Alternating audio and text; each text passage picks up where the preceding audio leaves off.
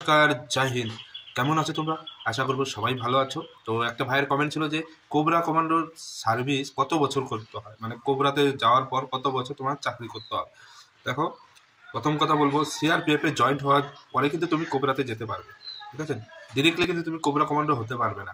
প্রথমে তোমাকে সিআরপিএফ এ আসতে হবে, তারপর সিআরপিএফ এর ট্রেনিং থেকেও কিন্তু তোমাকে কোবরা কমান্ডোতে নিয়ে নেয়, যদি তুমি ভালো ট্রেনিং করতে পারো, কিংবা জয়েন্ট হয়ে যাওয়ার পর, মানে ট্রেনিং শেষ হয়ে যাওয়ার পর তারপরে তুমি কোবরা হতে পারবে।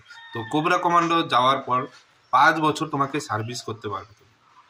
5 বছর তুমি কোবরা কমান্ডোর সার্ভিস করলে তারপর কিন্তু তোমাকে রিটার্ন আবার সিআরপিএফেই আসতে হবে।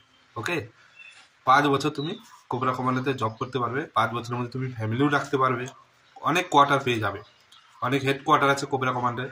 তো সেখানে তুমি কোয়ার্টার পেয়ে যাবে, ফ্যামিলি রেখে আরামসে ডিউটি করতে পারবে। ওকে, ভালো থেকো, সুস্থ থেকো, আর শরীরের যত্ন অবশ্যই রাখবে। জয় হিন্দ।